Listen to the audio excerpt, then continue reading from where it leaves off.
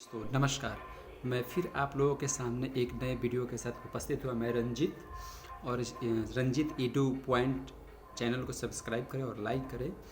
और मैं आपको आज फिर क्लास 12 की एक नई वीडियो के साथ उपस्थित, जो क्लास 12 की है सॉन्ग माई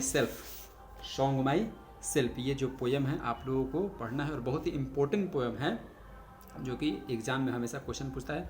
मैं क्वेश्चन भी तैयार करें जो कि एग्ज़ाम में आने वाला है, लास्ट में मैं आपको दूंगा और इसका स्क्रीनशॉट आप लोग ले लीजिएगा। तो क्योंकि बहुत ही इंपॉर्टेंट है, हमेशा क्वेश्चन आता रहता है और ये ले लेने के बाद आपको कोई क्वेश्चन की आवश्यकता नहीं पड़ेगी याद करने की। वो लिनियर क्वेश्चन है और इसी में से बार बार वो आता रहता है। तो चलिए पहले वीडियो को हम लोग देखते हैं और पोएम को पहले पढ़ते हैं। सबसे पहले जानते हैं हम लोग सॉन्ग माई सेल्फ के जो लेखक हैं उनके बारे में। सॉन्ग माई सेल्फ वाल्ट विल्टमैन है। ये इन्हें फादर ऑफ अमेरिका पोएट भी कहा जाता है। इनके पिता का नाम था वाल्टर विटमैन और इनके माता का नाम था लॉसा वैन, ठीक ना। तो वाल्ट विटमैन जो थे अमेरिकन एक पोएट थे। इनकी प्रमुख पुस्तक थी जो कि ये एडिटर भी थे, टीचर भी थे, वॉलंटियर भी काम किए थे। इन्हें अमेरिकन ऑफ द पोएट कहा जाता है दोस्तों। और इनकी प्रमुख पुस्तक है लिव ऑफ ग्रास, इनकी प्रमुख पुस्तक थी। और लिव ऑफ ग्रास से ही ये जो पोएम है सॉन्ग माई सेल्फ लिया गया है। टोटल जो है 52 है पोएम इसमें, लेकिन ये पहला स्टेंजा है जो कि अधिकांश लोगों ये पढ़ते हैं। इनका जन्म हुआ था 31 मई 1819 में और 26 मार्च 1892 में हुआ था इनका जन्म। लिव ऑफ ग्रास जो है 1855 में छपा हुआ, इसी में से ये सॉन्ग माई सेल्फ लिया गया है।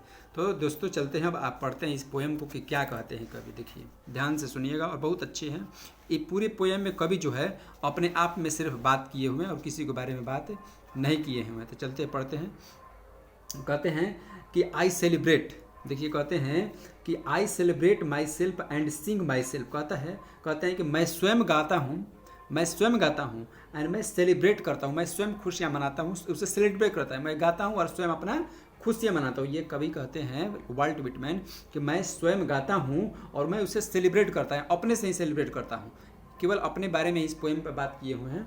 एंड कहते हैं and what I assume you shall assume, और मैं जो कल्पना करता हूँ, मतलब मैं जो सोचता हूँ, यू शैल एज्यूम, तुम भी वही सोचोगे। देखिए ये ऑर्डर तरह से एक तरह से कहते हैं, फोर्स करते हैं कि मैं जो कल्पना करता हूँ, आई एज्यूम मतलब कल्पना करता है, कि व्हाट आई एज्यूम, मैं जो कल्पना करता हूँ, यू शैल एज्यूम, आप भी वही कल्पना करोगे।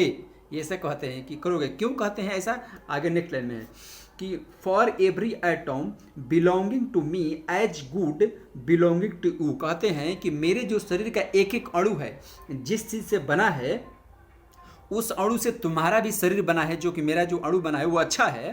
कहते हैं कि for every atom belongs to me, जो मेरी एक एक अणु है, जो शरीर का एक एक अणु है जिससे बना हुआ है, एज गुड जो कि अच्छा है, बिलोंग्स टू वो उससे भी तुम्हारा भी बना हुआ है। इसलिए मैं जो कल्पना करूंगा वो तुम भी कल्पना करोगे। इसलिए वो कह रहे हैं कि मेरा जो शरीर का एक एक अणु है जिससे बना हुआ है, उससे तुम्हारा ही बना हुआ है।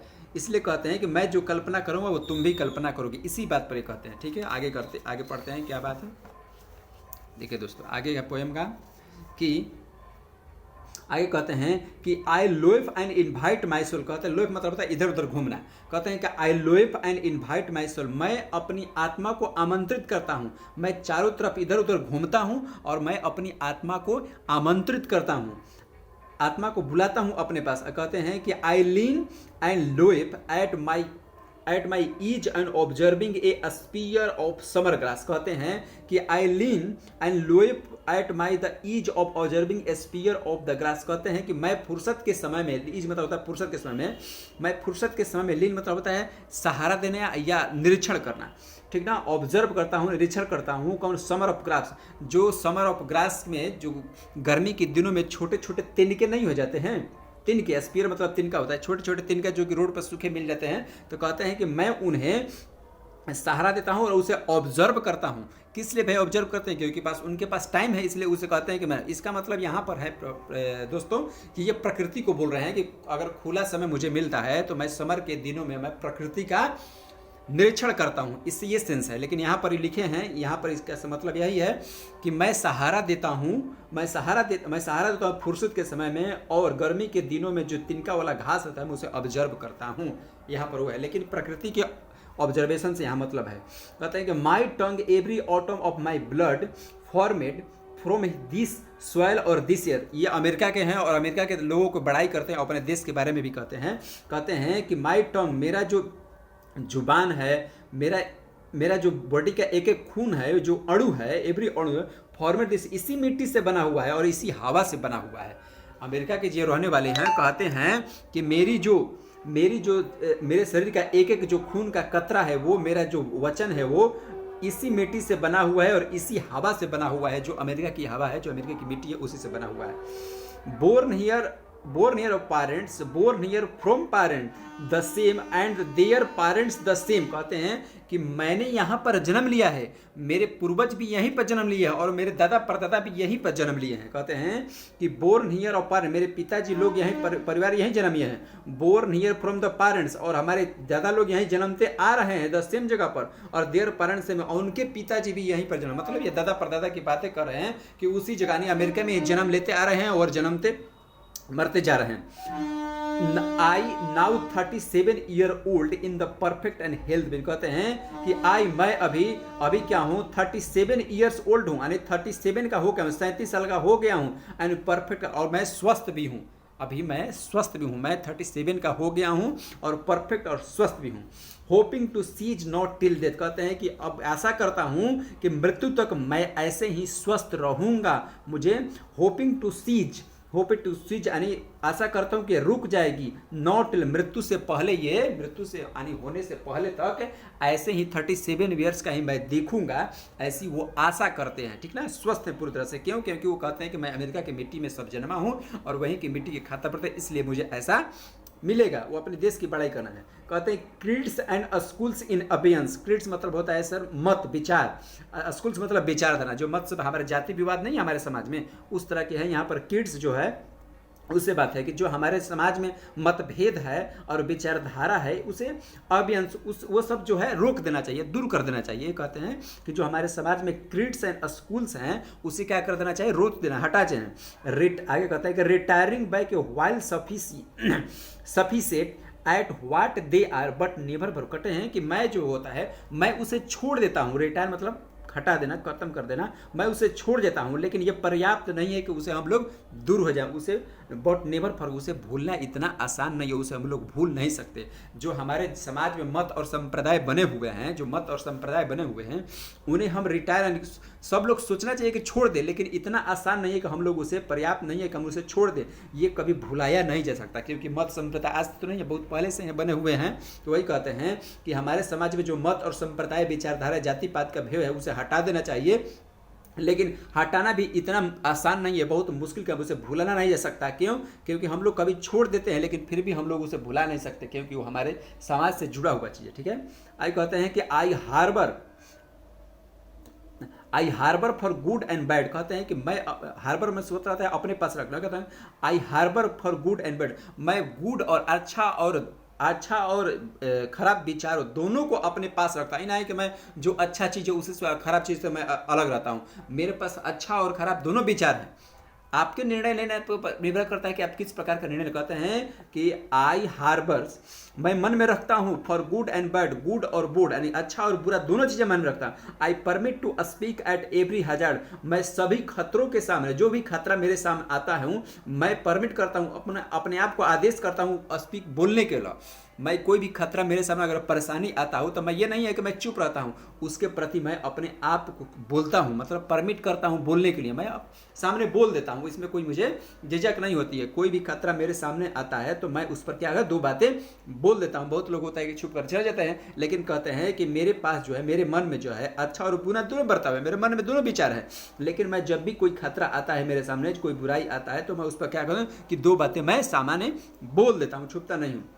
Nature without cheek with origin energy, कहते हैं कि प्रकृति ने, जो नेचर जो है, प्रकृति ने बिना भेदभाव के ओरिजिन में मेरे अंदर एनर्जी उस प्रकार के दी है, बिना भेदभाव के एनर्जी मुझे दी है। कहते हैं कि nature without check with origin energy, प्रकृति जो है स्वच्छंद आती है, किसी का भेदभाव नहीं करती प्रकृति, समझ गया ना। तो वो कहते हैं कि प्रकृति ने मुझे इतना एनर्जी दे दिया है, ओरिजिनल एनर्जी मुझे दिया है कि मैं उसे बोल सकता हूँ, उनके पास काफ़ी एनर्जी है और उस पर बोलते कहते हैं, वही कहते हैं कि प्रकृति ने मुझे चेक द ओरिजिनल एनर्जी, मुझे ओरिजिनल एनर्जी दी है। इसका ये भी अर्थ होता है कि nature without check with the original energy, प्रकृति जो है हमेशा ऊर्जा स्वच्छंद रहती है, किसी का भेदभाव नहीं करती है, वो देती है सबको एनर्जी। अब उस पर है कि आप कितना उसका यूज करते हैं। ये पोएम इसका एक्सप्रेशन खत्म। कुछ इस पर ट्रू और फॉल्स देखते हैं दोस्तों। ट्रू और फॉल्स में देखिए, कहते हैं कि the poet enjoy himself and sing for himself, सही बात है कि वो स्वयं गाता है और स्वयं एंजॉय करता है। A speaker is different from the others, कहता है कि दूसरे से नहीं, कहता है कि हम लोग सब एक, सही है भी।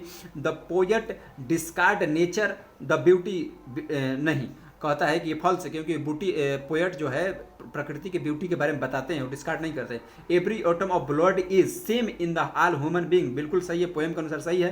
कहते हैं the poet is associated with the particular school of thought, बिल्कुल गलत है, पार्टिकुलर नहीं है, जो समाज में मतभेद है उसके साथ मिले, ये फॉल्स है।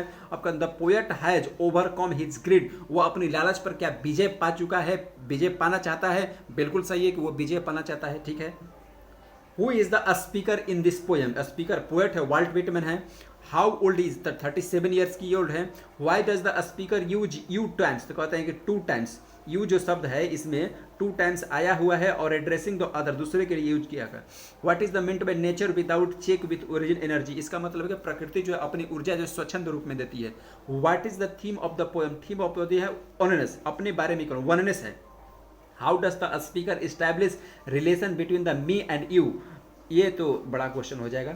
What does the observation in summer, summer में क्या होता है, a bless of the grass in the summer, कहते हैं कि समर के दिनों में एक स्पीयर देखते हैं, यानी तिनका देखते हैं, देखिए इसमें है ना, तिनका देखते हैं, तिनका देखते हैं। What does the want to do the creeds, मतभेदों से क्या करना था, मतभेद जो है creeds and schools in the abeyance, उन्हें दूर कर देना चाहिए, कहना चाहते हैं। What does he want to the speak about, अपने बारे में कहना है, वो कहते हैं कि about himself but himself mean the all the mine count, मतलब अपने बारे में बोलना चाहते हैं लेकिन वो सभी मानव जाति के बारे में, मतलब इसका कहना भी है कि he wants to keep them aside for some times through he does not want to forget them, कहते हैं कि कोई भी मतभेद उसे दूर कर देना चाहिए, उसे हमेशा के लिए भूलना नहीं चाहिए। ये इसका एक्सप्लेनेशन है दोस्तों।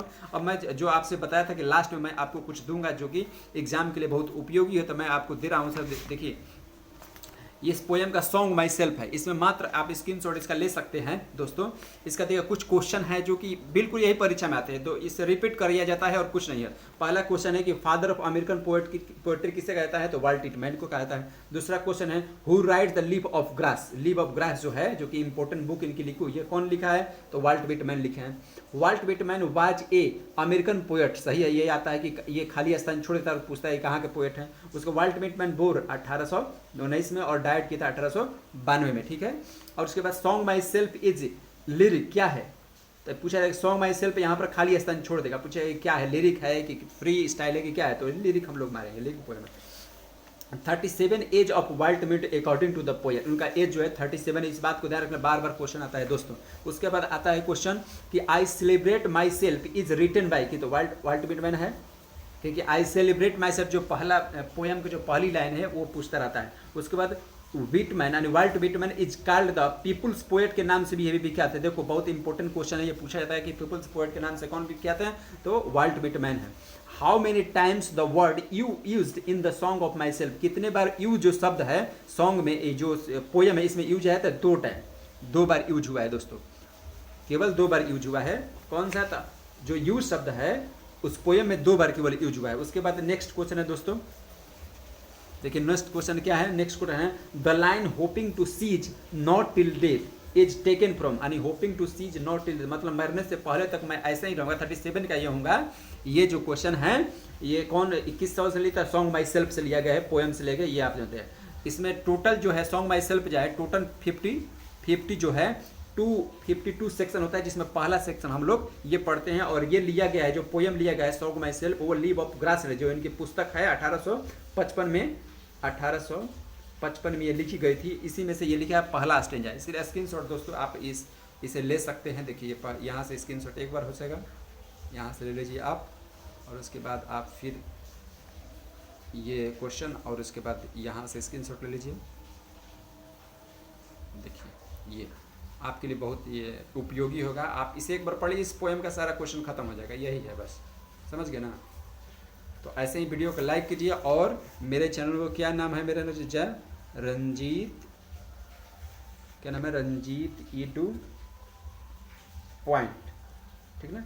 इसे लाइक कीजिए और सब्सक्राइब कीजिए जल्दी से दोस्तों। रंजीत ईडू पॉइंट जो आप देख रहे हैं वीडियो, इसे लाइक कीजिए और सब्सक्राइब कीजिए। ऐसे ही वीडियो आपको देता रहूँगा और आपके सारे सिलेबस को पूरा करना, बिल्कुल आराम से बहुत अच्छे नंबर से आप ले आकर पास हो जाइएगा और अच्छे से समझ जाइएगा। थैंक यू दोस्तों।